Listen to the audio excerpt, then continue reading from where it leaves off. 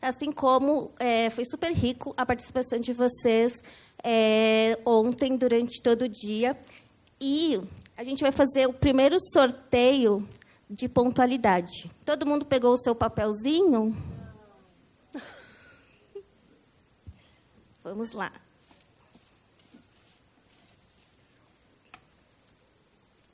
Número 2841.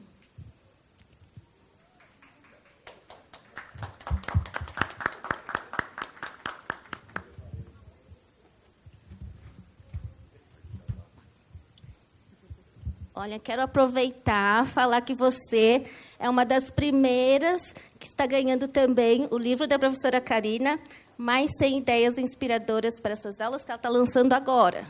Cadê a professora Karina? Está aqui.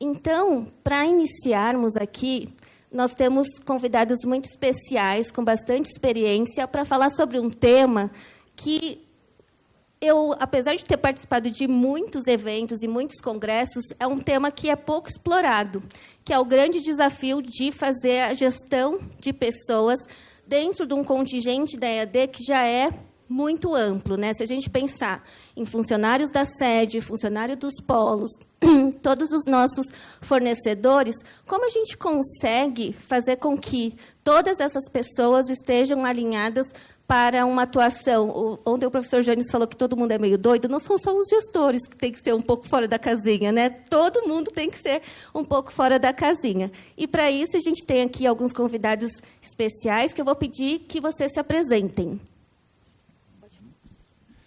Bom dia a todos. Agradecer aí o convite da ABED para participar desse importante evento, desse Seminário Nacional de Educação à Distância. Meu nome é Bernardo Knaben, eu sou diretor de polos de educação à distância desde 2005 e tenho uma trajetória aí no ensino superior desde 97. Então, estamos aí ombreando com uma série de pessoas essas atividades na área do ensino superior e, nos últimos 17 anos, na área, mais especificamente, com os polos de educação à distância. Bom dia. Bom dia. Foi todo mundo para a festa do Canvas, né? E aí estão dormindo. Bom dia. É um prazer estar aqui nessa mesa. Jucimara, para quem não me conhece, da Roper Educação, estar aqui com o Bernardo. Estivemos recentemente no webinar sobre as dores dos polos, falamos sobre pessoas.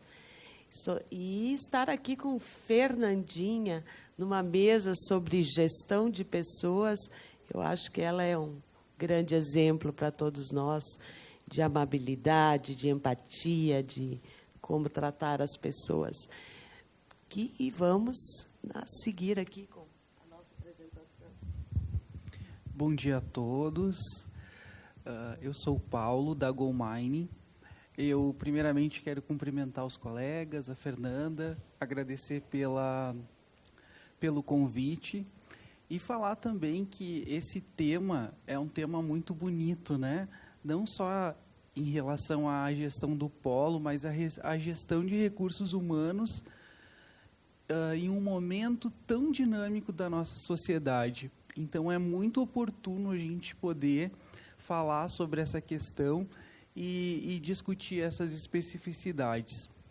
E sobre um pouquinho de mim, eu sou gerente de produto da GoMining, que trabalha com inteligência artificial para correção de atividades acadêmicas, e sou professor de formação às vezes eu brinco, né, que agora eu sou um professor aposentado aos 30 e poucos, porque eu deixei um pouquinho de lado a sala de aula, mas a gente sempre, depois de 15 anos que eu dou aula, a gente está sempre dentro desse contexto, né, que é um contexto, só que a gente muda um pouquinho de papel nesse sentido.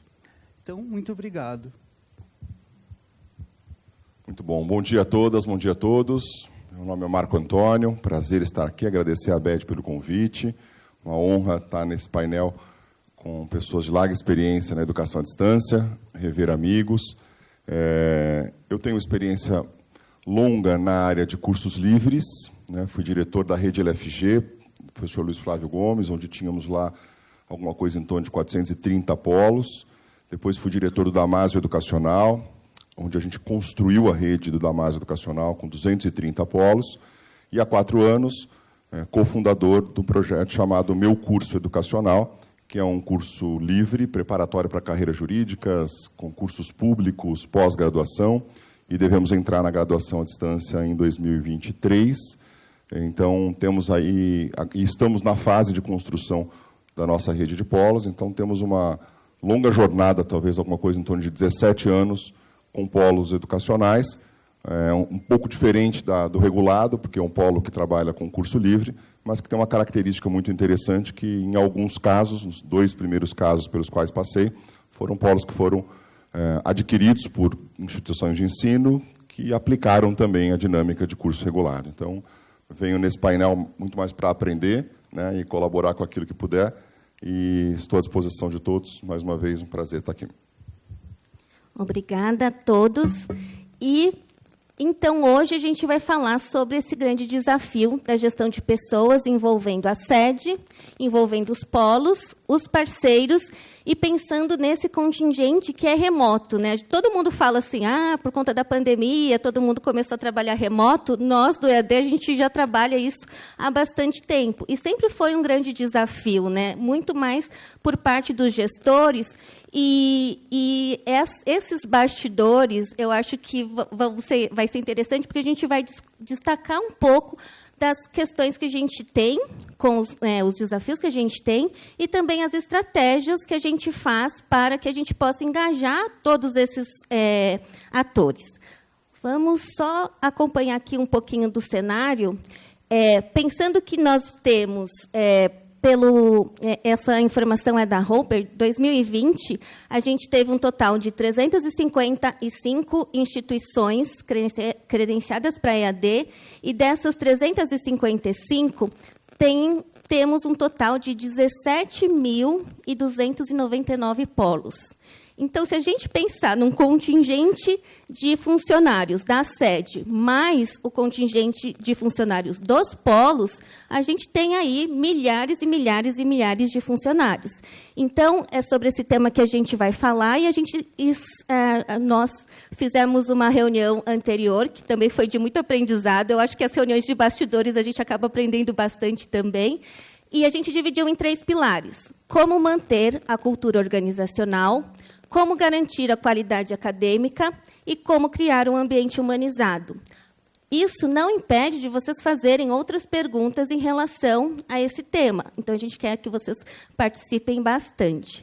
E, para começar, nós elencamos algumas dicas de cada um dos pilares. Então, como manter a cultura organizacional, a gente vai falar um pouquinho sobre como demonstrar para a comunidade acadêmica o comprometimento da alta gestão em relação à disseminação da cultura, o desenvolvimento de programas com a instituição total, atingindo os polos, e como a gente faz para aproximar os valores da instituição, gerando esse pertencimento, né? Porque hoje a gente tem, apesar de termos instituições nas grandes capitais, a gente tem polos em tudo quanto é lugar, e muitas vezes os funcionários desses polos nunca foram na sede, né? Então, eu acho que esse é um grande desafio.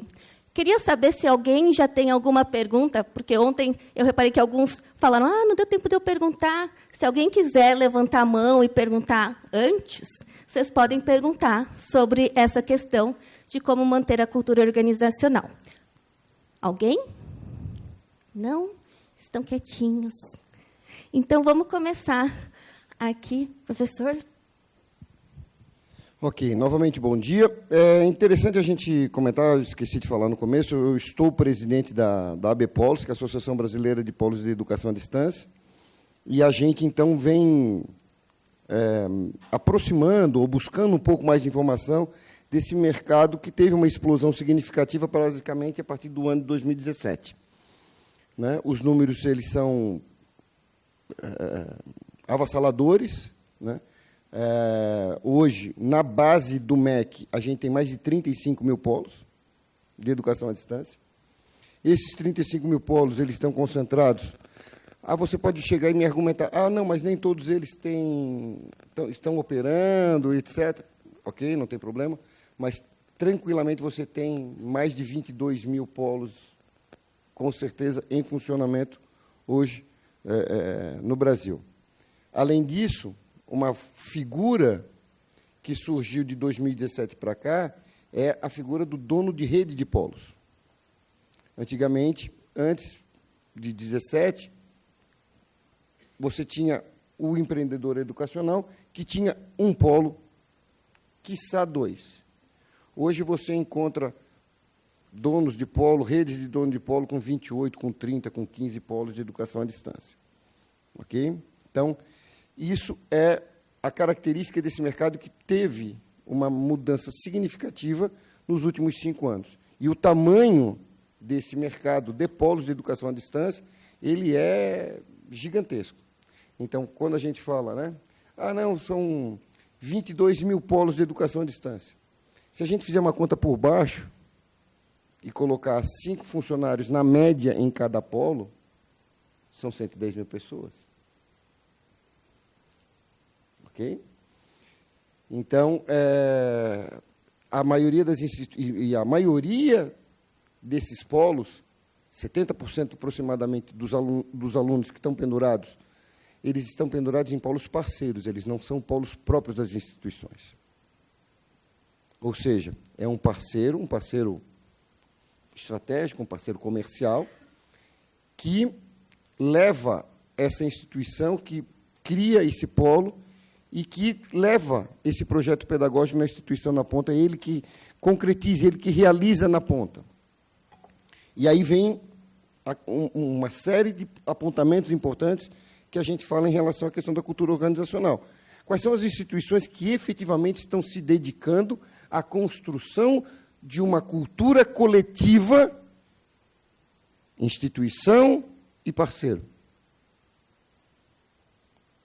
Qual é a instituição que hoje efetivamente tem claro para o empreendedor educacional as funções dele? O que a gente espera do dono de polo, do diretor de polo? A gente quer que ele seja só comercial, mas pelos papos que a gente estava vendo aqui ontem e anteontem, o polo tem fatores críticos de sucesso em áreas que não são comercial. Ele pode ter uma importante função na área pedagógica, na implementação, na ponta, na parte pedagógica. A gente viu o exemplo do ENAD, de instituições que envolveram os polos naquela ação da motivação, da sensibilização do aluno para o ENAD. Ou seja, quais instituições têm isso claro? Eu acho que é uma pergunta que a gente pode se fazer e deve se fazer. Pode também fazer o contraponto, mas é um mercado novo, é 5 anos. Mas será que não é importante demais essa relação para ficar no segundo plano? Vejam que as grandes empresas de outros segmentos, né, espelhadas no livro Feitas para Durar, ou então na mentalidade do fundador, como elas valorizam a questão da cultura organizacional como o pilar da sustentabilidade de longo prazo dessas organizações. Alguns líderes mais modernos dizem que entre 60% e 70% do seu dia a dia, enquanto CEO, é dedicado a criar e fundamentar e cristalizar a cultura das organizações. A cultura na organização. Né? Então, eu acho que, tenho certeza, que é uma preocupação que vai estar cada vez mais presente e que as instituições devem se dedicar cada vez mais a fazer essa cultura a unificar essa cultura, a gerenciar essa cultura, junto com um polo parceiro, que, como foi dito, assim, tu tem um polo em 3, 4 mil quilômetros de distância da sede, que os funcionários nunca foram na sede. E aí tu tem que aproximar essas pessoas para eles respirarem o ar da tua instituição. Por quê? Porque você só vende, você só comercializa, você só seduz um aluno para estudar na tua instituição se tu ama e se tu conhece aquilo. Se tu não ama e se tu não conhece, vai ser mais um obstáculo para você fazer a captação de alunos. Jucimara? Desculpe. Bem, em primeiro lugar, hoje é dia 20. Dia 15 foi o dia do professor, né? E eu sou pedagoga, para quem não sabe, e eu queria aqui ler, que eu acho que tem muito a ver com o debate da nossa mesa, nosso querido Paulo Freire, né? Educação não transforma o mundo. Educação muda as pessoas. Pessoas transformam o mundo. E nós estamos falando de uma coisa muito importante. Nós estamos falando de que a educação à distância, que é um trabalho belíssimo que a gente faz há 22 anos, ele está mudando a vida das pessoas. Por meio de pessoas que foram criando metodologias, tecnologias e criando empregabilidade em municípios pequenos. Quando a gente olha para o dado que a Roper organizou para o nosso webinar, Paulo Prece, que é o nosso cara da inteligência na Roper, a gente olha a telinha de baixo, a gente tem uma concentração destes polos no mesmo fenômeno das matrículas. Nós temos polos concentrados naqueles players que lideram em volume de matrículas. E isso é um cenário para as pequenas olharem, porque o dado mostra, elas têm de 1 a 10 polos, ou seja, muitas credenciaram a sede e tem espaço para ela crescer. Se nós estamos dizendo, no espírito de Paulo Freire, que quem muda são as pessoas, e que a IES, que está com um desafio muito grande para se recompor e até mesmo sobreviver num mercado tão competitivo, quando ela olha para o polo, e o polo, ele cresce, né, Bernardo? A gente falou isso no webinar, mais ou menos no 3º intake. Passou o Oceano Azul, que você abria um polo, você fazia 500 matrículas. Mas esse polo, ele ganha vida pelas pessoas. Atenção, IES. O aluno, quando vai no polo, o polo é a IES. O polo é a IES. Então, há um rebatimento lá de pessoas. Essas pessoas que, na visão do aluno, são o reitor, o gestor, é o reitor. Ele não fala com o Janes lá em Florianópolis, com o Magnífico. Cadê o Janes? Isso é importante. Se há uma gestão de pessoas para o aluno, eu estou indo para a minha instituição, ou eu vou para a tela do computador, ou eu vou para o polo, eu preciso olhar para o polo e entender do meu modelo pedagógico, se ele é um projeto 100% online, como que eu torno esse polo um locus de relacionamento para que eu tenha uma atuação com outra rede de pessoas que é fundamental para esse polo chegar no break-even, porque ele precisa de alunos, né, e se tornar uma fonte de desejo. Uma fonte de desejo, que é muito mais, que é a marca, que é o modelo, que é a inovação, que é o projeto. Então, eu olhar para o polo como um parceiro, como um rebatimento da minha IES, é altamente estratégico. E este polo, né, esta rede de pessoas precisam convergir e realizar ações interrelacionadas de modo que a gente consiga dar um atendimento de qualidade. Eu estou aí na estrada há muito tempo. Quando a gente olha os números de marketing, o boca a boca é ainda um dos fenômenos que traz o aluno. Óbvio, um aluno satisfeito, ele vai te trazer 10 alunos. Ele vai falar para o tio, ele vai falar para a tia, ele vai falar para o colega. Um aluno insatisfeito. Quando eu estava em Aracaju, a gente fez uma pesquisa de implantação dos polos novos, que eu dizia para o professor Uchoa, nós precisamos entender o que ele quer. E teve uma pergunta tão importante naquela pesquisa, que foi assim, perguntando não para aluno, para candidato. Quando uma IES cancela um curso, o que acontece? Resposta, pesquisa paga, né, muito profissional. Eu fico tão puto que eu nunca mais volto.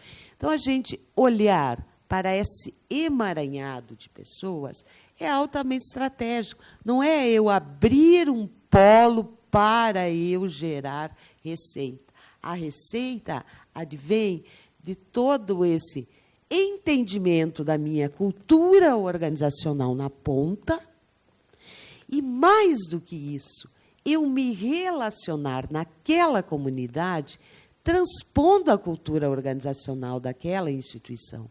A visão, os valores, né? O que eu estou trabalhando naquele momento, meu planejamento de curto, médio, longo prazo. Então, assim, é fundamental.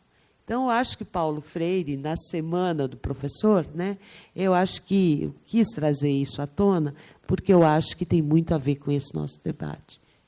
Passo, como é que você quer? Alguém quer complementar? Ou a gente pode passar para a plateia? Alguém quer falar de alguma experiência? Não? Quietinhos. Querem complementar? Bernardo e a Ju já falaram bastante, mas eu acho que tem 2 pontos importantes que eu acho que a gente precisa lembrar. O polo não pode ser só um PDV. O polo não pode ser só um ponto de venda. É muito mais do que isso. E aí, dentro desse conceito, o desafio é como colocar o polo dentro da cultura da empresa, considerando que cultura não é só aquilo que está escrito no documento, não é só aquilo que foi definido na reunião estratégica. A cultura é aquilo que se vive, né?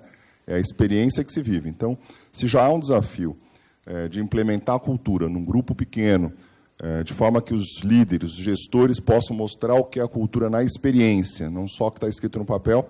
O desafio maior ainda é replicar isso para uma quantidade grande de polos, para que aquela pessoa que esteja lá, como disse o Bernardo, a 3.000, 4.000 quilômetros, possa se sentir parte daquela cultura. Muito mais do que entender o produto, ela tem que acreditar naquilo que ela vende, ela tem que participar daquilo que ela vende. Então, se ela vende um curso de graduação ou de pós-graduação, ela não sabe o que é, ela não entende como funciona, ela não acredita naquilo, certamente é uma pessoa que vai oferecer alguma coisa que vai ser difícil de alguém comprar. Então, o desafio da cultura, para mim, é que ela saia do papel, que ela seja implementada de forma prática e que as pessoas enxerguem, elas olhem para a empresa e entendam qual é a cultura.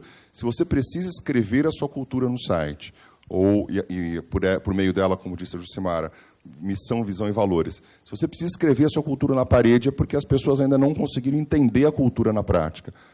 E aí vem o papel do CEO, ou dos grandes líderes, de trabalhar 60%, 70% do seu tempo mostrando como é a cultura na prática, exercendo essa cultura na prática, para que a equipe possa entender, captar a cultura e repassar. É um exercício de cascatear a cultura dentro da dinâmica educacional. Então, era só o complemento.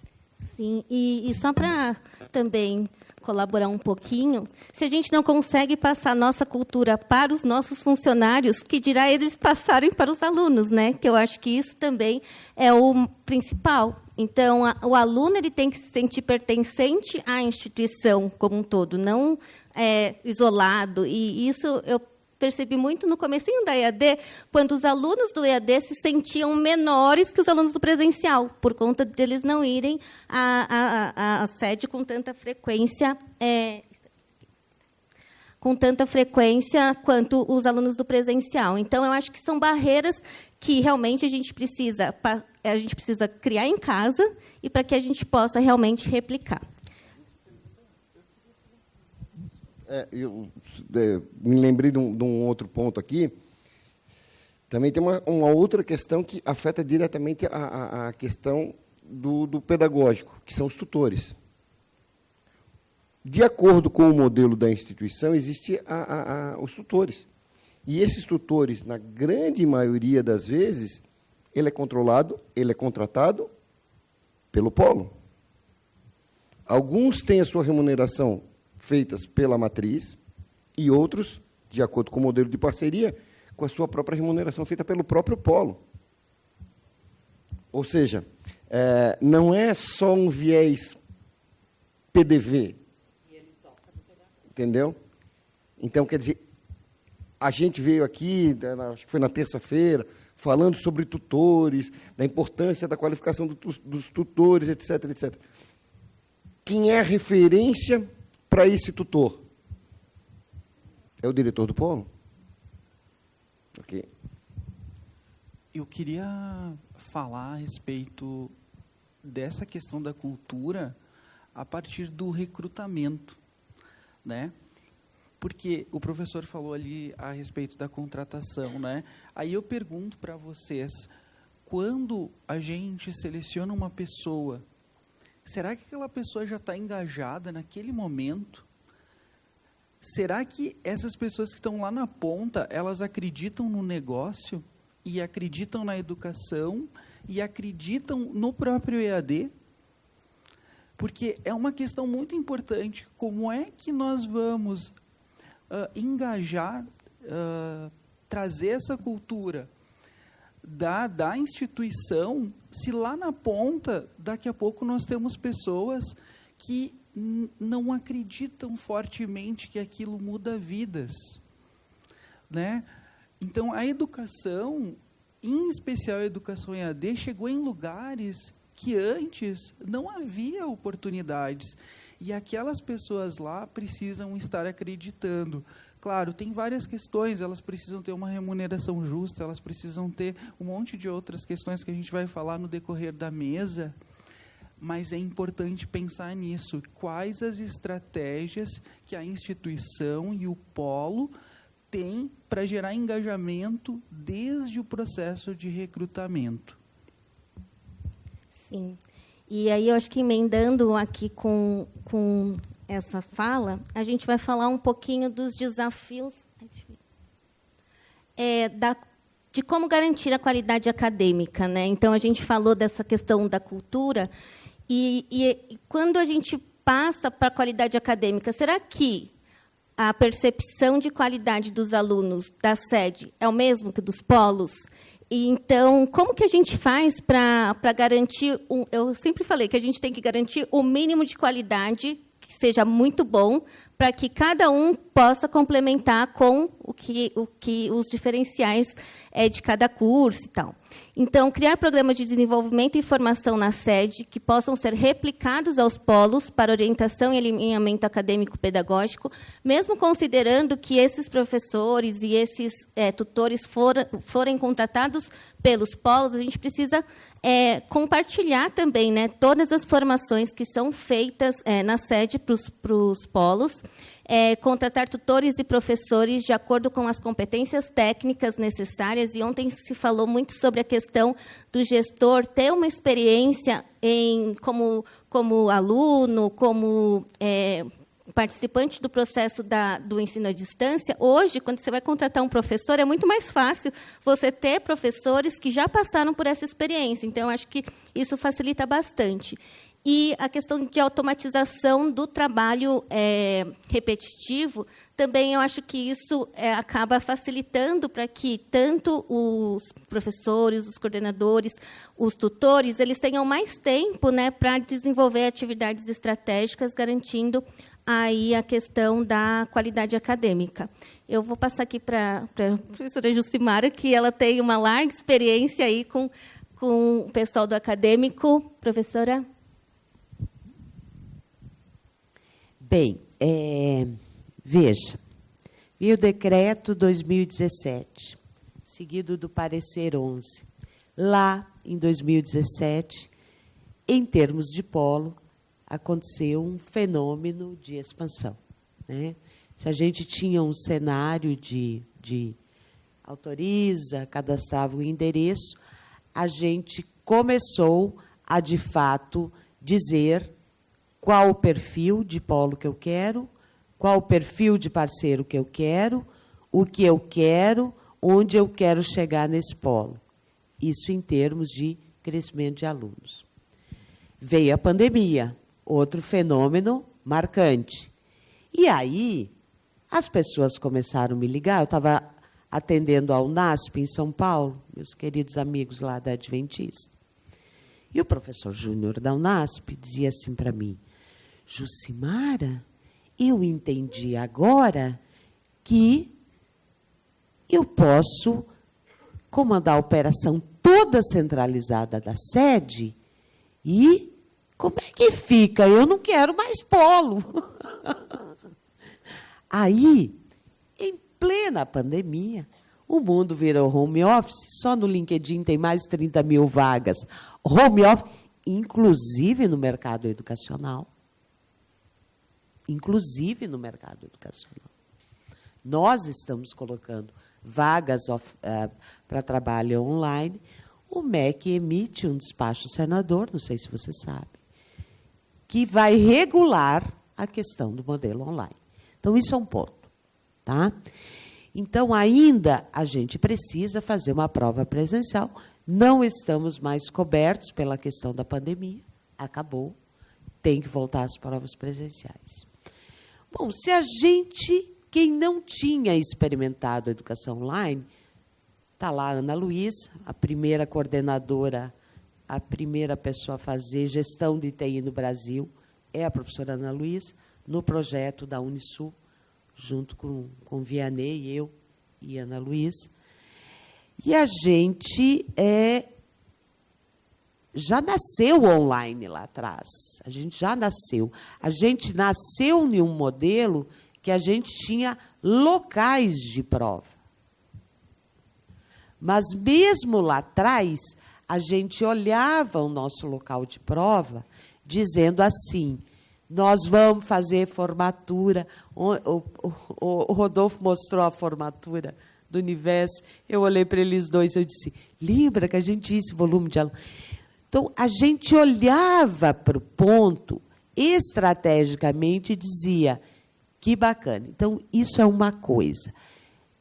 Vai virar online, já está muita coisa na sede, mas, ao mesmo tempo, eu ia para Porto da Folha, lá no Nordeste, ou São Gabriel da Cachoeira, lá no Amazonas, ou, agora, em Minas Gerais, em Curvelo, ou Paraupeba, que são municípios muito pequenos, que, quando o aluno se matricula numa instituição de ensino superior, nesse município muito pequenininho, ele sai de casa ou ir para a igreja, ou ir para a praça, ou ir para a casa da família ou de amigos, ou ele vai para o polo.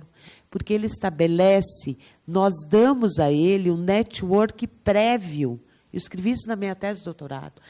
A educação à distância dá um network prévio, que é pessoas que talvez ele não fosse conhecer. No caso da educação à distância, o que é belíssimo, este aluno está em contato com pessoas de outra cidade que não é do município dele. Ok, então isso é um ponto. No modelo online, como é que eu resolvo isso? E no modelo híbrido, obviamente, a gente está olhando para esse emaranhado aí de pessoas e colocando, então, a questão do projeto pedagógico. Eu não consigo ensinar e aqui não é crítica, eu não consigo ensinar educação física se o meu aluno não entrar na piscina para nadar. Né? Então, assim, ó, o maker, de verdade, em algumas competências, principalmente as profissionais e específicas, elas são fundamentais. E aí a gente está, então, falando, Fernanda, de quem é essa pessoa que vai estar operando lá, que, como o Bernardo muito bem apontou, muitas vezes está muito longe de quem desenhou uma concepção pedagógica para aplicar. E aí eu quero botar pimenta e eu passo a palavra. Eu sou professora de pedagogia em Minas Gerais, no Unifem. Eu também subo a operação do Unifem em Sete Lagoas, que é um centro universitário pequeno. Eu tenho olhado muito para as pequenas, elas estão com um desafio gigantesco na mão. Eu tenho aluno de pedagogia falando problema.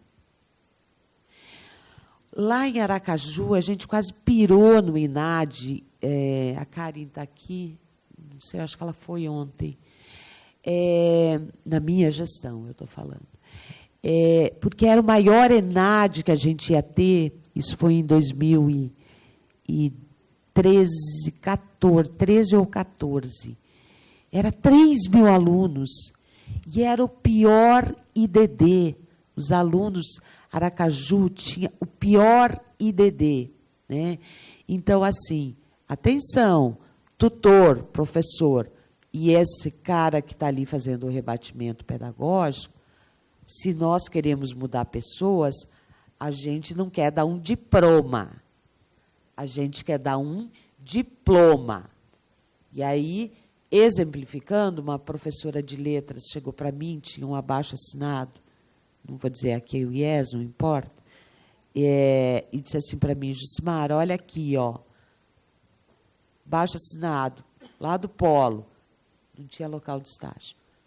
E eu peguei, comecei a ler, aí eu disse assim, professora, estou muito preocupada, porque nós estamos com o aluno do 5º período de letras escrevendo agente.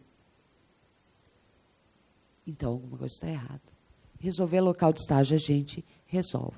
Então, assim, ó, falar de pessoas, de cultura, é com base de fundo falar de uma formação de educação de qualidade. Eu acho que esse é o ponto aqui, né?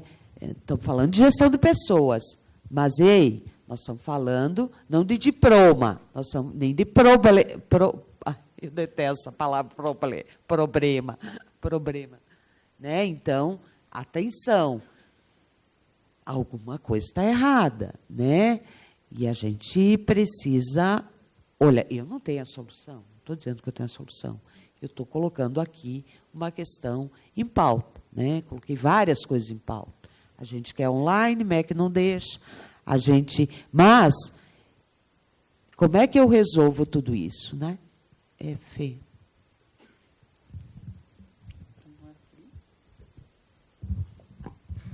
Obrigado, Fernanda. A Jucimara nos faz uma provocação de olhar para a base, né? Quer dizer, a gente não consegue falar muito no etéreo se a gente não olhar a base do que a gente está entregando. Eu acho que o desafio da qualidade acadêmica para o EAD é um desafio que, na minha cabeça, passa por aquela frase: não basta que a mulher de César seja correta, é preciso que a gente fique o tempo todo comprovando que ela é correta.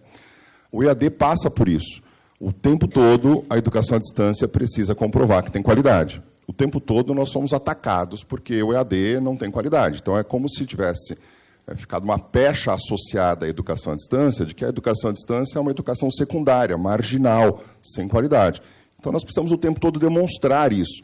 E eu acho que dados demonstram isso, e a gente vai o tempo todo mostrar que, em algumas situações, o projeto de AD tem até mais qualidade do que o projeto tradicional do presencial. né? Nós não precisamos concorrer com o presencial, mas é necessário, em alguns instantes, a gente fazer esse comparativo. E aí eu trago uma discussão para a minha área. Eu sou do direito e falava com o professor Lito sobre isso. A barreira que nós temos para implementar a educação à distância no direito é uma coisa absurda. Se há um curso que poderia ser feito a educação à distância com muita qualidade, talvez até com mais qualidade do que o presencial, seria o curso de Direito, né? Eu digo que no curso de Direito presencial, eu coordenei diversas instituições de ensino presenciais, no curso de Direito presencial, o coordenador tem ciência de que o professor entrou na sala de aula, mas ele não consegue saber o que o professor falou durante o tempo que estava na sala de aula. E aí ele consegue depois saber que os alunos tiveram nota, mas ele não sabe se houve entre alunos e professor um pacto de hipocrisia. O professor podia ter dito, vou fingir que dou aula, vocês fingem que aprendem, eu dou nota e a gente está tudo resolvido. E quando nós vamos descobrir isso? Nós vamos descobrir isso no ENAD, nós vamos descobrir isso no exame de ordem, né? Ao passo que na educação à distância é possível saber se aquele aluno conseguiu aprender aquele conteúdo, não ao final do semestre, ao final da aula.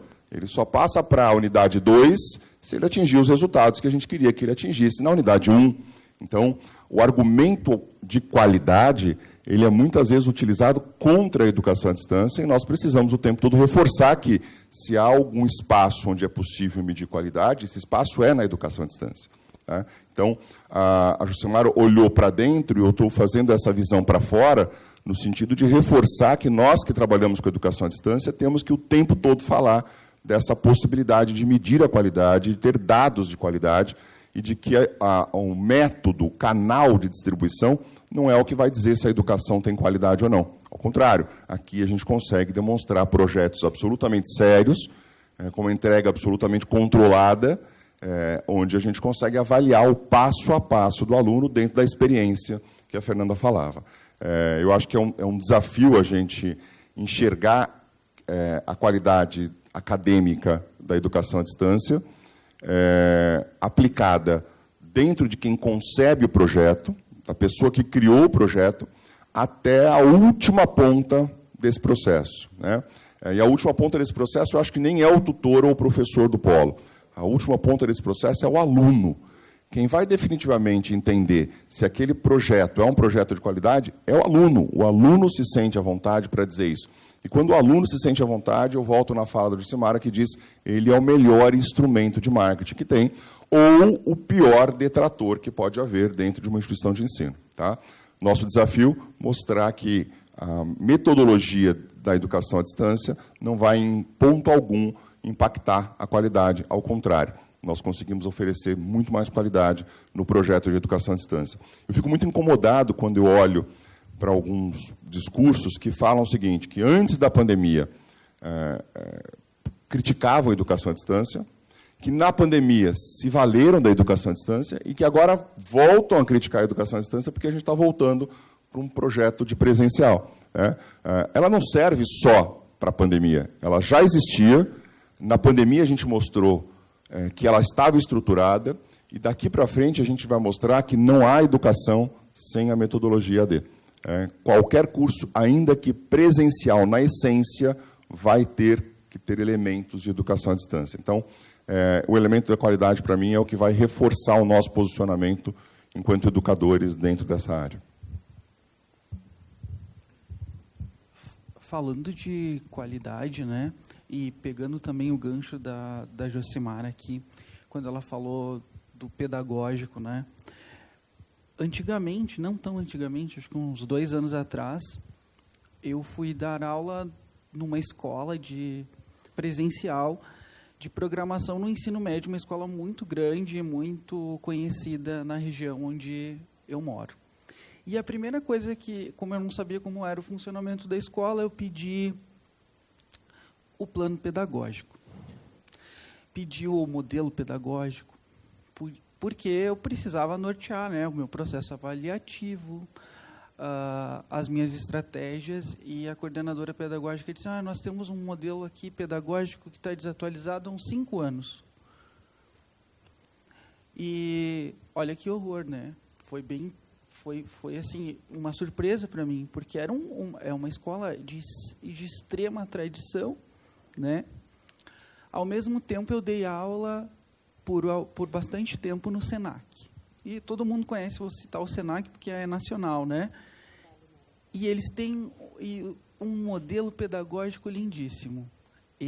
No Senac Rio Grande do Sul, especificamente, a gente tem uma série de documentos, e eu sempre digo, e trabalhei como coordenador de curso no Senac, e eu trabalhava muito com os professores essas especificidades do modelo pedagógico, porque aquilo tem um norte de qualidade. Então, algo que a gente pode citar, né, o processo avaliativo. O professor que está alinhado ao modelo pedagógico, no caso do Senac, não vai fazer avaliação objetiva.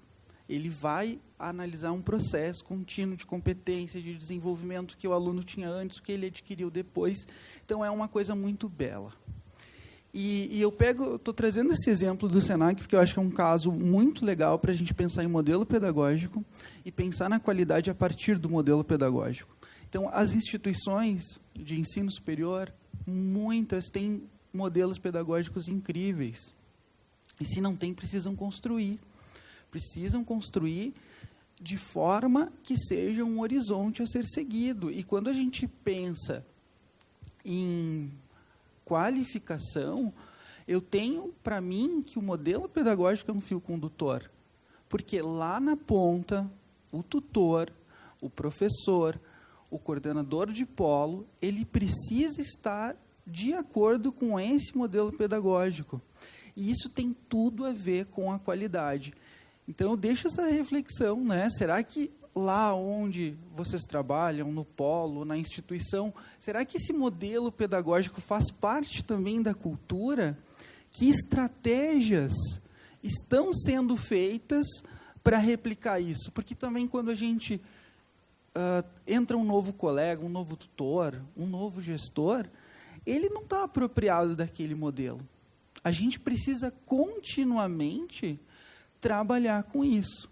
Então, tudo isso passa pela questão da qualidade e é algo que não acaba. A gente precisa fazer o tempo todo para manter, para que o próprio aluno saiba como é que é o processo avaliativo, como é que é o processo de ensino-aprendizagem, como que a instituição que eu estudo entende a aprendizagem.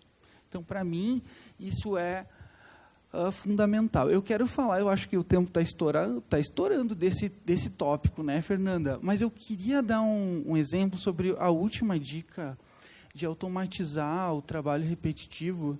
E eu nem vou falar da correção de inteligência artificial da GoMine, tá? Eu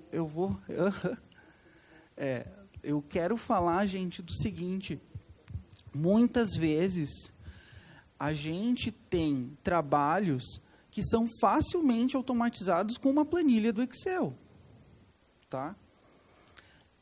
E isso é muito comum.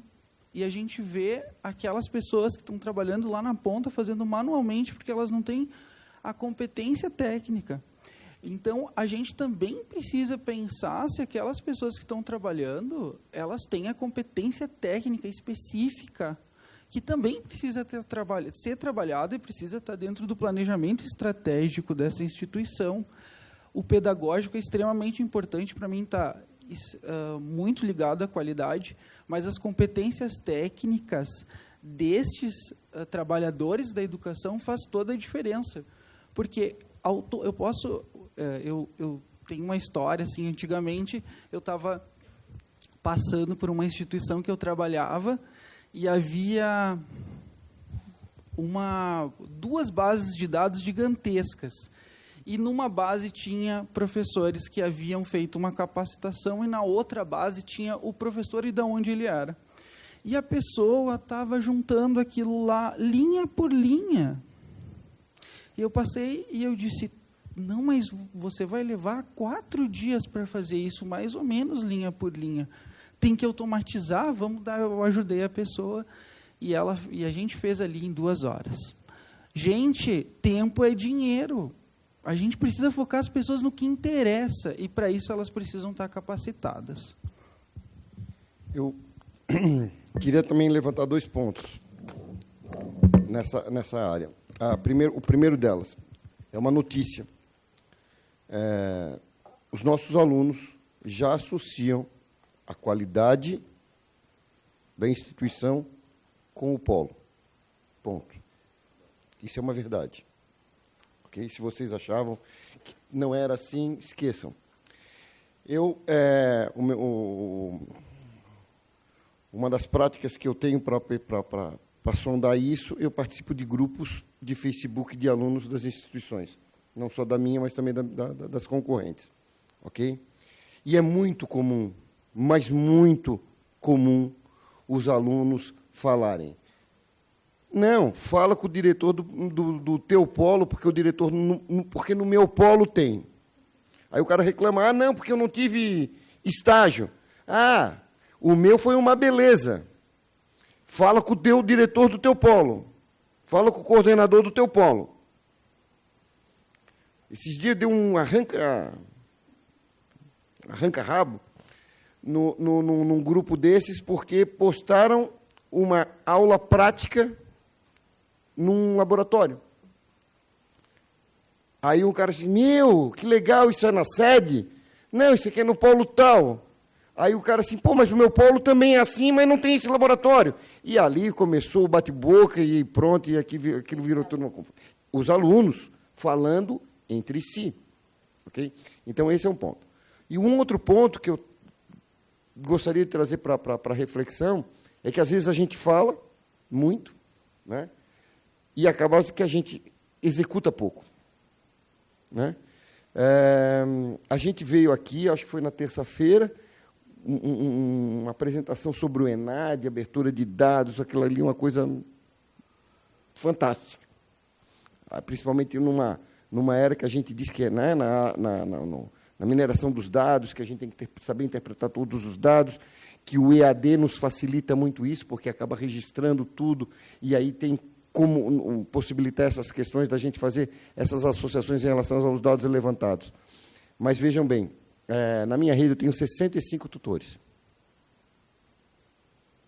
A minha instituição premiou 15% deles, dos 15 melhores tutores. Dos meus 65, 28% foram premiados. Ou seja, eu premiei acima da instituição. E a partir dali começou a vir um monte de perguntas. São das turmas semipresenciais ou das turmas flex? Qual a área de tutor que está recebendo mais premiação?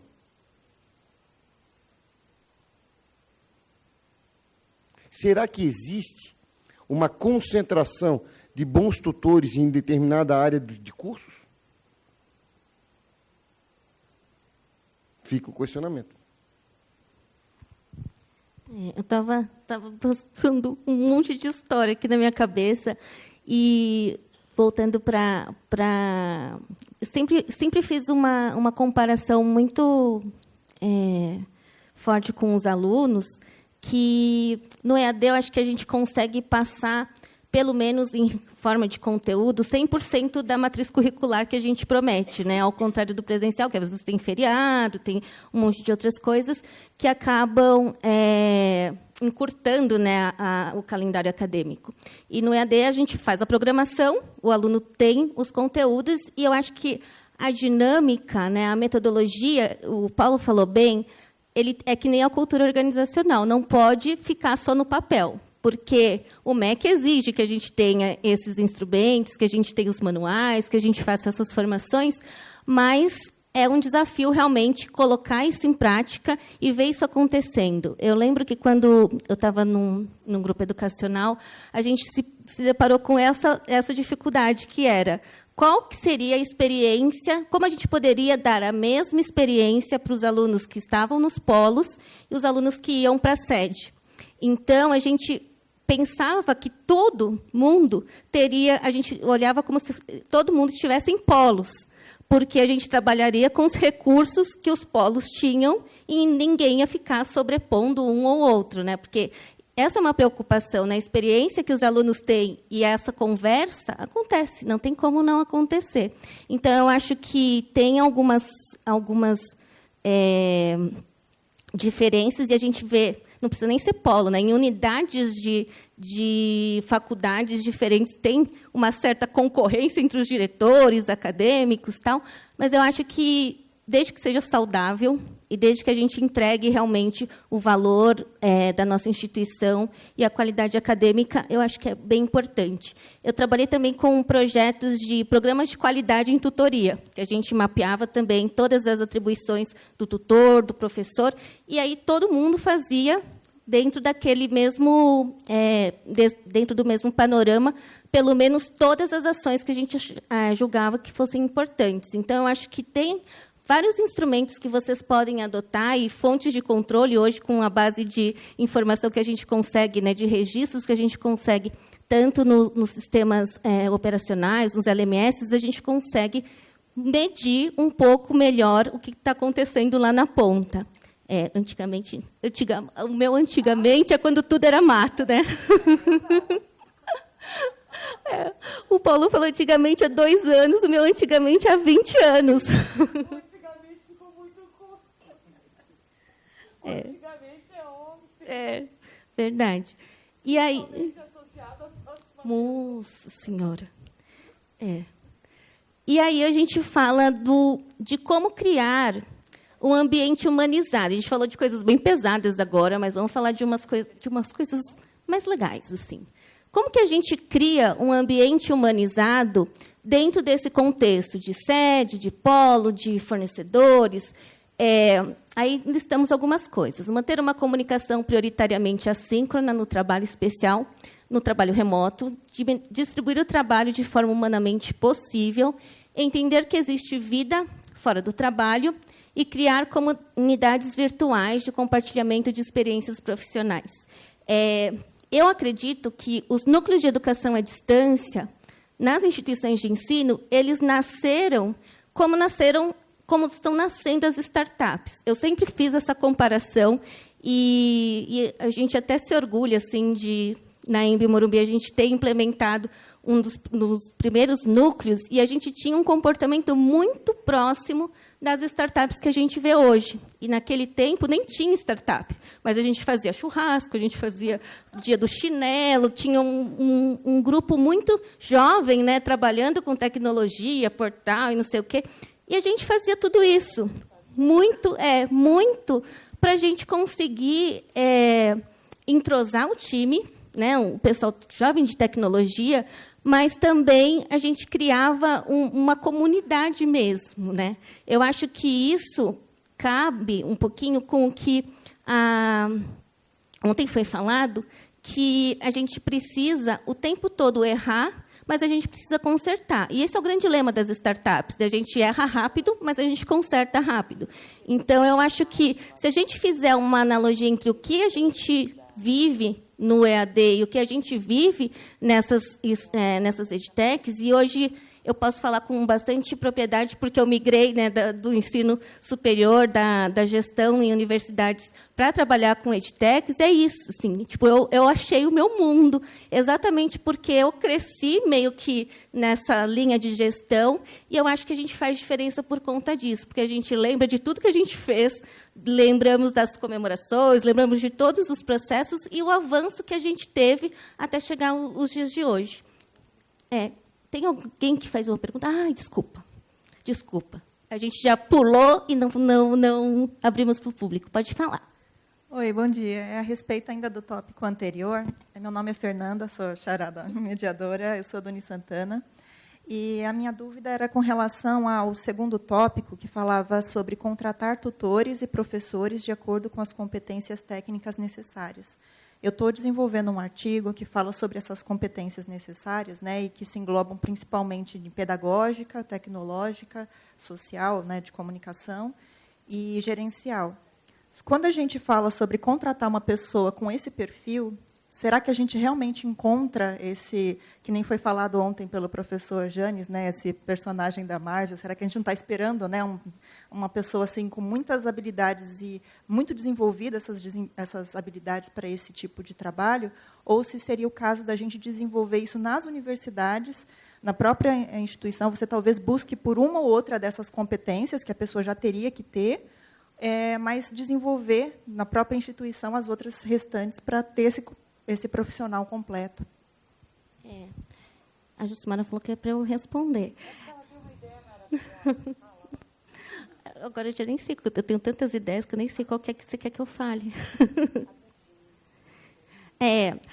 Então, é porque a gente estava conversando sobre a questão justamente de bancos de contratação de professores, né? Como que a gente consegue avaliar, e hoje é muito difícil, porque a gente pesquisando e estando nesse mundo acadêmico, na maioria das vezes, os professores vêm por indicação, seja no ensino básico, seja no ensino superior, e muitas vezes a gente só avalia as competências técnicas dele. Mas quem atua no EAD, a gente precisa avaliar tudo, né? As competências socioemocionais, como ele age, como ele reage. E aí a gente estava conversando sobre o DISC, que eu acho que os gestores que estão aqui já passaram por esse tipo de avaliação, mas que quase sempre fica na área da gestão. A gente não baixa aquilo. Se a gente baixasse isso, a gente teria o perfil muito melhor dos professores, dos tutores, dos funcionários administrativos mapeados para a gente verificar onde cada um deles poderia melhorar. E em relação à contratação, eu acho que sempre a gente tem que partir realmente do perfil, obviamente, técnico, comparar com o perfil psicológico, né, a reação dele, mas também sempre, e não adianta a gente falar, os professores já participaram da formação semestre passado, não vai precisar participar desse. Precisam. E precisam todos participarem de todas as formações que a gente faz. Até porque a gente evolui muito, né? A metodologia dentro da instituição, ela amadurece a cada semestre. Eu acho que manter os professores sempre atualizados com o que você espera deles, eu acho que é o que a gente faz de formação contínua durante todo o ano na instituição. Não sei se eu respondi a sua pergunta. Tem mais alguém que queira falar? Tem. Queria complementar ali também a fala da pergunta da Fernanda, e me desculpem se eu vou cometer aqui um sincericídio, né? Mas tem que estar no radar também quanto é que a gente está pagando para esse profissional. Não adianta a gente, daqui a pouco, querer estruturar um plano gigante de competências, habilidades, recursos tecnológicos, etc., etc., etc., e aí, daqui a pouco, a gente vai lá e paga 2 mariolas para o cara e achar que vamos achar esse cara. Entendeu? Então, temos que tomar cuidado com esse sincericídio aí. Me desculpem se eu cometi o sincericídio, né? Então, esse é um ponto. Agora, invariavelmente, eu venho defendendo aqui uma tese que a gente está ficando cada vez mais parecido com o varejo e mais distante do serviço. Algumas características do nosso negócio. E eu acredito que uma delas, a gente vai começar a ser cada vez mais ousado na questão da remuneração do tutor, com performances e indicadores cada vez mais mensuráveis. E isso eu acredito que vai acontecer em muito pouco tempo. Temos uma pergunta. Bom dia a todos. Meu nome é Marcelo Merati. Está ouvindo bem? Eu estive como coordenador de polos dos mais de 400 polos da Univesp por 3 anos, né? E eu tenho muita inveja de vocês quando vocês falam assim, a gente pode contratar, a gente pode buscar o perfil, né, as hard skills, as soft skills. Os nossos polos, na verdade, a Univesp não tem nenhum polo. São todos polos municipais. 90% das pessoas colaboradores municipais. E é muito difícil. Você não vai encontrar alguém perfeito. Não existe formação para coordenador, /orientador, /diretor de polo. E quando vocês falaram, né, eu acho que na primeira etapa, sim, o polo é a cara da instituição. E é lá que todas as dores vão ser batidas. E o cara, se ele não tiver inteligência emocional lá, ele vai desabar em cima da coordenação, da gerência, etc. E ele, com certeza, todos os dias vai trabalhar com a carta de assinatura de demissão na gaveta. Porque, assim, pelo menos para a Univesp, essa é a realidade. E, então, assim, entendo. E quando a gente descobriu que esse profissional ele não tinha esse tipo de competência, a gente trouxe ele para dentro da universidade. Eu lembro que era abril de 2019, eu tinha acabado de assumir a função, e ele falou assim, tem prova no meu polo hoje? E eu falei assim, nossa, tem? Né? Não sei. Ele falou, você é o coordenador, você não sabe? Eu falei, não sei. Vamos olhar onde? Eu falei, no calendário de provas? Cadê o calendário de provas? Eu falava, nossa. Então, assim, ele tem que saber processos, concordo. Não, ele não vai saber mexer numa tabela do Excel, eu sinto muito, tem pessoas extremamente capacitadas com vários títulos fora do país que não têm uma noção do que é um PROC, e faz pesquisa linha a linha. Ontem tinha um rapaz que comentou que, quando ele deu um Ctrl-C, Ctrl-V e mostrou isso para alguém, a pessoa ficou fascinada num Ctrl-C, Ctrl-V. Né? E a gente está falando também de inteligência artificial e correção de processos. Eu acho que a gente conseguiu, nesses 4 anos de Univesp, dar um passo além da automatização para a planilha. A gente automatizou as planilhas, né? A gente implementou, num período de pandemia, 4 sistemas. A gente mudou de um LMS para outro. Foi um choque com todos os alunos. E para a gente, porque a gente não sabia trabalhar com esse novo LMS, mas ele ganhou uma licitação, então como é que a gente faz? É o melhor? Não. Atende muito bem por volta de 30, 40, 50 alunos numa sala. 1000 alunos, de jeito nenhum. E assim, o nosso tutor / facilitador, ele é um e-mail. Para o nosso aluno, ele é um e-mail. Então, a figura do orientador do polo é fundamental. Se vocês puderem investir nessa pessoa, eu vejo ele hoje como um professor / secretário de escola, diretor acadêmico. E aí uma grata surpresa, né? O ano 2020, a gente teve um apoio do CONSAI a respeito do GED, porque a gente... Era pandemia, tinha que fazer matrícula, teve vestibular, o mundo não para, né? Afinal de contas, se a gente é uma universidade 100% EAD, não dá para parar. E aí a gente foi implementar, foi fazer a matrícula online, com todos os documentos digitalizados pelos alunos de forma online. E aí o aluno assim, então, eu estou tentando mandar aqui um PDF e não consigo, porque eu tiro foto com o meu celular e não consigo. Então, desde capacitações com os orientadores de polo de I Love PDF, para você transformar um JPEG num PDF, até você usar um aplicativo gratuito de celular para formar um PDF. E também a gestão documental de documentos que ele tinha do aluno no polo. A gente incorporou todos, foi uma saga aí que o pessoal fez, recolhendo todos os prontuários de alunos que ficavam no polo, até então, por conta da LGPD, exatamente. Né? A gente conseguiu aí se adequar à Lei Geral de Proteção de Dados, isso não podia ficar no polo. Porque você imagina assim, o polo não é nosso, exato. E o polo dividia a sala com a escola e entraram lá e roubaram um hack de 40 computadores que eram alugados. E aí, como é que a gente faz? Né? Eu vou fechar o polo? Não vou, porque eu tenho 300, 400 alunos lá. E ontem também uma fala que me marcou muito foi assim, como é que a gente acha um profissional capacitado num município de 30 mil pessoas? Eu fiquei pensando, vocês já ouviram falar de Flora Rica? É um município em São Paulo com 1.400 habitantes. E, não, nesse momento, a gente não é concorrente nenhum de nenhuma outra instituição lá, porque eu não posso assumir que 1.400 habitantes de Flora Rica vão querer fazer os 9 cursos existentes da Univesp. Então, assim, é mais uma troca. Né? Agradeço demais por tudo que vocês falaram. Eu acho que, e nesse momento, a gente criou, até abrindo brecha para esse tópico, um ambiente humanizado. Eu lembro, se vocês olharem a minha foto do crachá antes, eu tinha cabelo até aqui. E, por mais que a gente use LGPD, por mais que a gente use sistemas e mecanismos de comunicação institucionais, sim, eles têm o WhatsApp, eles seguem a gente nas redes sociais, eles comentam, eles interagem, porque hoje a nossa forma de ser interativo não é necessariamente comendo uma pizza, mas é dando um like numa foto que você posta no Instagram. E mostrar para essa pessoa que você está do lado de cá, infelizmente, às vezes, dando uma paulada na cabeça dele, falando assim, cara, você vai ter que acessar esse sistema agora, a partir do segundo bimestre de 2022, chama todos os alunos para o polo, eles vão fazer prova no sistema de prova novo. Você está maluco? Eu não tenho computador. Não tem. Não vai funcionar? Eu sei. E aí, fica lá os 10% também do trabalho de gestão, que é gerenciar frustrações. Era isso, gente. Obrigado.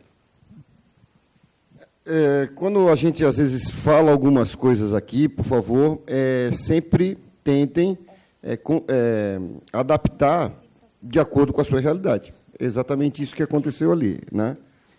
A realidade da Univesp, algumas coisas vão estar bem do ladinho e outras coisas vão estar diametralmente opostas, né? Então, hoje existe um sem número de instituições de ensino com modelos pedagógicos diferentes, com práticas pedagógicas diferentes, com modelo de parcerias diferentes, né? Então, isso tudo tem que ser contemplado de acordo com a realidade de cada um. Agora, efetivamente, a gente tem uma tendência.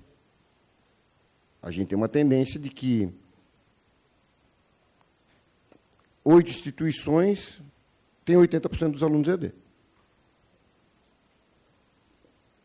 E essas 8 não tem muita diferença entre elas.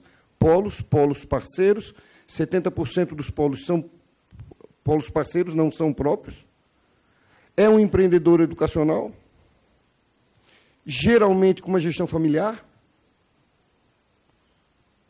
Ele está geralmente à frente do negócio. Então, quer dizer, esse é o cerne. Agora, tem algumas outras realidades nesse entorno? Claro que existe. E aí, cada um, de acordo com a sua possibilidade, vai ter que adequar. Então, quando a gente, às vezes, fala alguma coisa aqui, né, não é bem... Por favor, contemporize de acordo com a sua realidade. Agora a gente vai para a última pergunta, que a gente só tem mais 15 minutinhos. Quem quer começar a falar? Oi, eu sou a Larissa, eu sempre trabalhei, estudei recentemente, eu terminei meu MBA de liderança e inovação. E uma coisa curiosa é que tanto no mundo corporativo quanto no acadêmico, tudo é sobre pessoas, no fim das contas. E eu vejo que é muito focada a questão de capacitação dos professores, capacitação dos funcionários, e todo mundo correndo atrás, mas e quanto à liderança, né? Quando a gente fala de valores, quando a gente fala de missão, sem a liderança, aquilo tudo cai por terra, porque tudo é abstrato, a não ser que a pessoa tome ação e faça aquilo ser real. Então, como garantir que esses gestores do mundo acadêmico, do mundo corporativo, realmente estão agindo, cumprindo de acordo com aquela missão e valores, e estimulando essa sede por conhecimento, a questão de correr atrás, e ao invés de usar ali a gestão como um símbolo de autoridade. Ok, eu pedi para a Fernanda aqui para responder, porque eu quero linkar com a questão da automação, e a gente tem 15 minutos. Eu acho que é um debate mega importante para essa mesa. No dia 15 de julho, eu não sei se vocês acompanharam, saiu uma matéria em função de demissão de professores. Tem um pesquisador da UFRJ, não, da Universidade Federal de Rio de Janeiro, Yuri Lima, e sai na matéria o seguinte: Lima observou que a aposta no EAD é uma tendência que se consolida. Não, perdão. Pesquisa, o FRJ defende no estudo que o EAD é uma espécie de automação da docência. Não. O EAD não é uma espécie de automação da docência, na minha opinião. E aí eu queria linkar com a última pergunta associada à dela. Neste dia, eu peguei essa matéria e fiz um post no LinkedIn com o título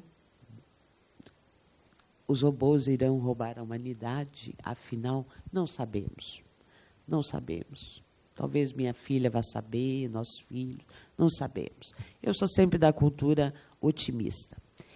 Ele falou de coisas muito importantes da Univesp do Polo, que é o seguinte: inevitavelmente, a tecnologia está aí. Está aí. Eu me lembro de uma plenária, em 2013, o Lito, quando a gente trouxe aquele povo da Itália lá para a Unisul, e o Lito me provocou horrores. Ele dizia assim para mim: mas o Facebook não vai substituir o professor Jucimara. Então, assim, não é o EAD que automatizou. A EAD não é a automação. Nós estamos falando de uma cultura digital que está modificando as práticas pedagógicas. Isso é um ponto, né? Isso é um ponto. O outro ponto é assim: o Luciano Sattler saiu da plateia, e eu disse para ele que eu ia citá-lo, vou citá-lo. Ele me mandou um gráfico, e eu não localizei no meu WhatsApp, este ano, dizendo: Ju, olha aqui, quantidade de professores que perderam os seus postos de trabalho, confirmando o que a matéria diz. Ok, mas, professor, atenção, a gente tem falado muito sobre isso, né? Você tem que ter competência tecnológica. Vai ter que aprender a fazer vídeo, YouTube, senão o nosso aluno vai lá para o YouTube. Né? Enfim, isso é um ponto. Então, assim, se eu estou botando tecnologia, eu tenho, obviamente, que trabalhar o entendimento dessa tecnologia. O treinamento é super importante. Então, atenção, eu tenho que treinar. Eu acho que é um ponto pacífico aqui de todos nós, né? E aí, se a tecnologia entrou, e eu quero passar para ele aqui, porque ele é de startup, o que é que as pessoas fazem? Esse é o ponto. Nós não estamos dizendo que as pessoas... O que é que as pessoas fazem? Para mim, é qualidade. Não preciso ter um professor mais dizendo assim, ó: olá, Jucimara, bem-vinda à disciplina de pedagogia. Lembre, amanhã começa a sua aula. Amanhã é sua live, a sua prova. Não precisa mais. Agora, a Jucimara, que é a professora da turma, vai ter que pegar aqueles painéis lá e entender qual é a competência, seja ontem teve o painel do Enádia que todo mundo ficou horrorizado, né, do pau que a gente tomou na formação geral. Jucimara vai ter que estudar o BI, resolver, para a gente não dar diploma. O professor é um aliado para trabalhar a qualidade. Tira, automatiza, né? Não tem como não automatizar, gente. Hello! É cultura digital. Vai ter... Eu fui dar uma palestra no Peru, e aí eu te passo a palavra, e eu coloquei um painel assim, ó, as startups que já vinham no movimento de aceleração. Na pandemia, eu tenho 3 amigos que viraram unicórnio. 3 amigos. Tem startup para prova, tem startup para videoconferência. Conheci aqui o pessoal, meus amigos aqui, meus mais novos BFF de Porto Alegre. Então, está aqui startup. Startup tem que estar aqui dentro. A Karina Tomelin fez uma pergunta aqui. Quem tem 20 anos? Quem tem 10 anos?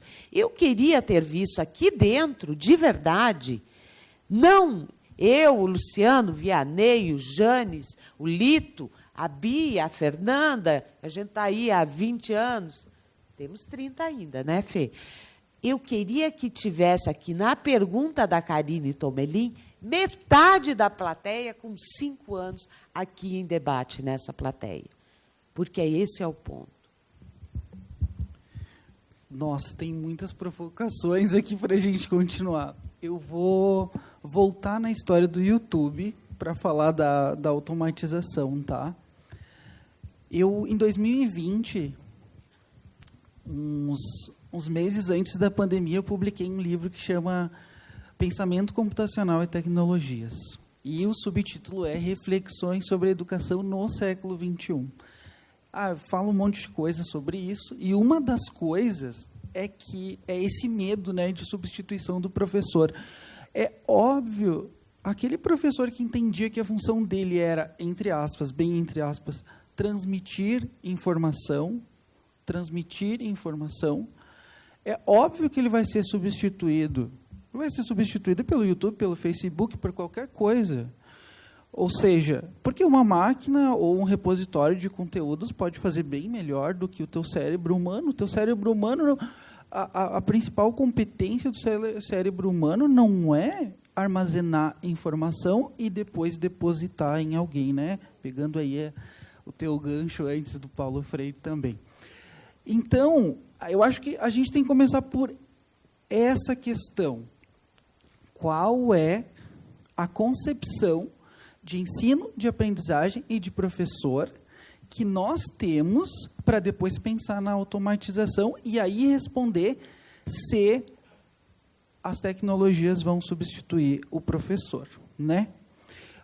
Criatividade, pelo menos todos os cientistas da computação dizem que é mínimo de 50 anos de inteligência artificial, de evolução ainda necessária para chegar próximo do que a gente faz em termos de cérebro humano.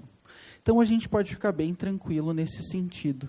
E a gente precisa aproveitar que o cérebro humano tem essas especificidades que não são, pelo menos na realidade de hoje, atingida por uma máquina, e dedicar todo esse potencial para fazer coisas que os computadores não fazem. Como a colega lá falou antes, vamos trabalhar liderança com esse professor, com esse gestor, e vamos deixar correção, a habilidade socioemocional, isso, e vamos deixar questões de automatização para os computadores. Como a Josimara falou, né, eu trabalho na GoMine, que é uma das startups que fazem automatização. A gente corrige questões dissertativas com inteligência artificial, mas é só uma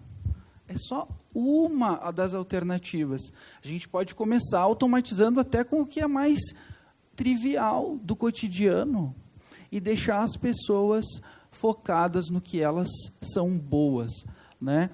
E eu posso falar do outro tópicozinho? Eu tenho que passar já bem rápido. 4 minutos. 4 minutos. Eu sou bem pontual, tá, pessoal? Eu vou falar bem rápido. Eu queria... Não, mas eu vou falar em 1 minuto. Gente, eu queria muito fazer uma pergunta assim, para a plateia sobre a questão do tempo.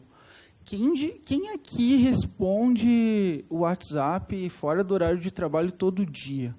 Alguém poderia levantar a mão? Pois é, pessoal, isso é um problema. Isso é um problema, tá?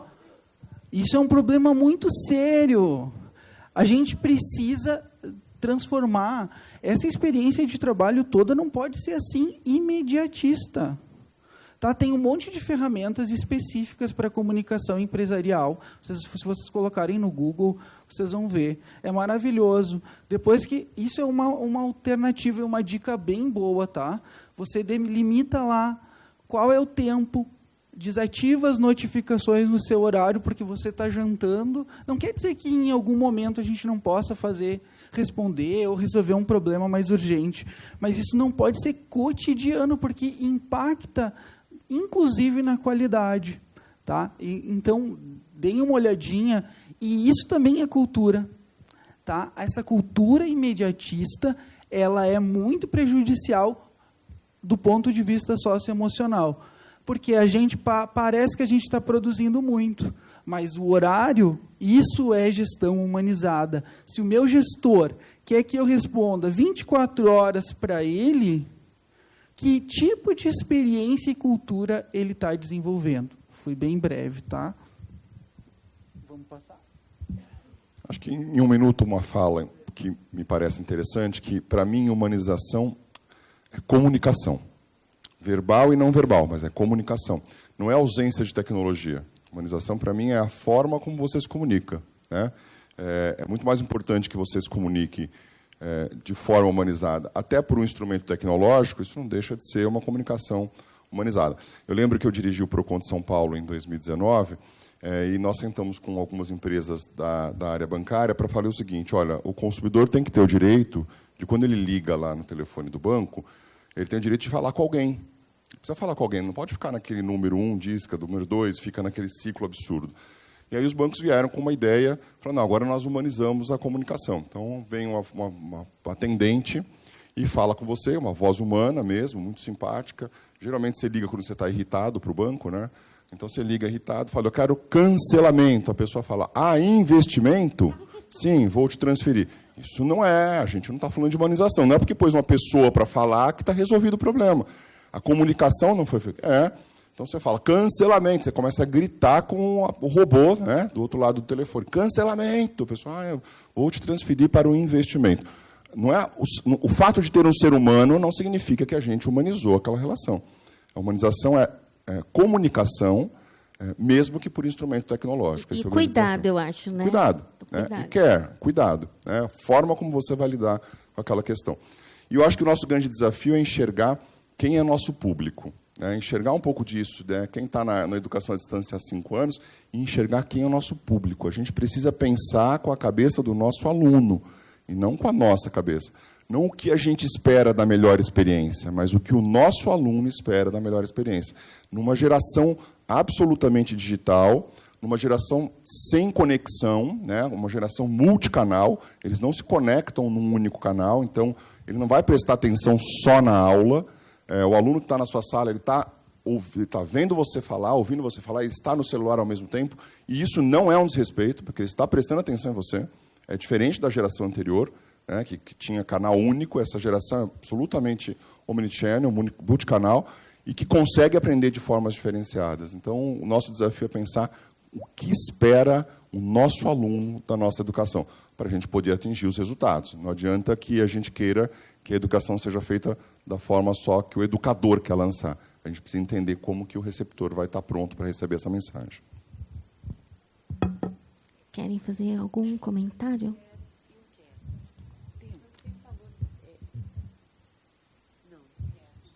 Pode falar. Pessoal, 10h30, nós combinamos que a gente ia ser pontual. São 10h31. A gente vai fazer 30 minutos de intervalo, então quem quiser sair, esticar as pernas. Mas a gente vai continuar um pouquinho aqui. Pedir autorização para o Maurício. 10 minutinhos, a gente vai continuar aqui. Então, quem quiser ficar, pode ficar, mas quem quiser sair, pode sair. Eu quero falar dessa questão da experiência, né? Eu acho que, assim, pessoas, né, tudo que a gente falou aqui, não quero retomar os pontos, experiência. Quem não foi para a Disney? Quem já foi para a Disney? Quem já foi? Vianney? Paula? Oi, Paula. Ela foi para Portugal, você foi para qual? Da Europa ou da... Paula é chique. 3. Tá, 3, 4, 5. O Lito vai pagar a passagem de todo mundo para ir para Disney. Falar em experiência, quando for a Disney, pensa em experiência na educação. Quando eu vi, eu tinha estacionado o carro, tudo retinho. A boneca Rapunzel, a boneca que está lá viva, é a boneca que está na loja aqui em qualquer lugar do mundo. Quando eu vi a banda de Natal, é banda, né? É banda, a parada, perdão, paradas. Então, assim, ó, a experiência da Disney, e a Disney superou a Netflix agora, você viu? Os filmes, sim. Então, experiência, né? Tornar aquilo tão mágico, que a experiência é tão mágica, eu acho que esse é o ponto. Não adianta eu captar 10 mil, eu perder 5. Não adianta eu implantar uma tecnologia que o Paulo não entendeu nada. Então, assim, experiência. Todo mundo convidado na conta do Lito para ir para a Disney. Alguém quer fazer algum comentário?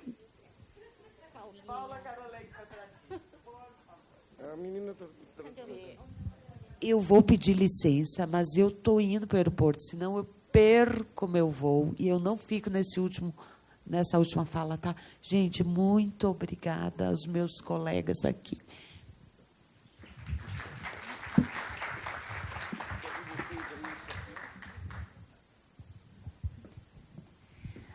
Só da experiência da Disney, Jucimara. Até eu falei... Não, é só falar da experiência da Disney. Sim, eu concordo plenamente com a experiência. A gente só não pode... A Disney, às vezes, peca por reduzir o imaginário. Eu acho que a gente tem que transformar em experiência, mas, às vezes, ela reduz um pouco algo que é tão amplo. E acho que essa é uma questão. Só queria comentar em relação à automatização, né? Eu acho que tem realmente coisas que dão... A gente tem que sempre ver o que dá para padronizar e o que não dá para padronizar, e não trocar uma coisa pela outra. E o que acontece? Muitas vezes, as boas automatizações, e onde eu acho que deveria ser para explicitar singularidades, e não para achatar. Muitas vezes, a gente usa para tentar achar padrões e encaixar as pessoas nos padrões. E, às vezes, o que a gente tem que girar essa chave é como a gente usa a coisa para explicitar a singularidade, mapear, dar visualizações para a gente aproveitar o que tem melhor de singularidades e criar conversas. E aí criar trocas, que aí a gente cresce. Porque o problema, muitas vezes, que eu vejo que a gente perde a humanização é quando a gente tenta transformar o que é diverso em máquina. E a gente perde o humano. Né? Então, se a gente usar todas essas tecnologias para inverter a lógica, e é quando a gente trabalha por projeto, então, assim, a gente está vendo mesmo o que ela falou, a gente tem demissão em massa de professor, isso é realidade.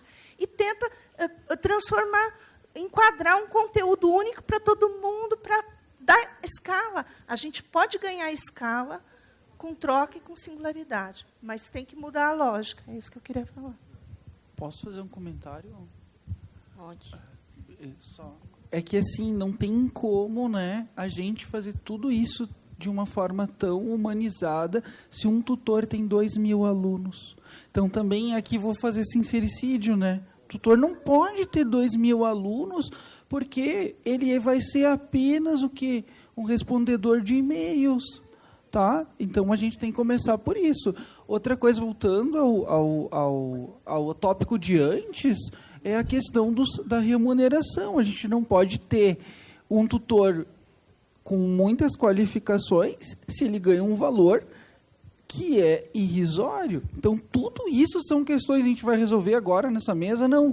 Mas tem que estar no radar. Exatamente. E quando ela estava falando ali, eu estava fazendo a seguinte reflexão. Será que quando a gente tenta e inverte, não é porque a gente perde o objetivo? Quando a gente perde o objetivo... Então, por exemplo, eu tenho 2.000 alunos. O que é que eu quero fazer? Não, eu quero humanizar, eu quero aproximar. Então, aí, quando eu vou desvirtuando, aí daqui a pouco eu perco o meu objetivo, e aí eu enquadro em um outro processo, e digo assim, não, eu automatizei, eu melhorei, tá...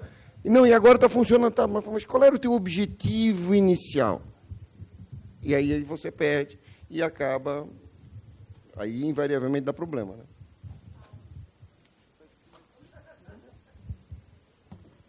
Então, pessoal, muito obrigada. Espero que vocês tenham aproveitado aqui a nossa mesa. Continuem aqui. Daqui a 11 horas, a gente retoma aqui com a próxima mesa.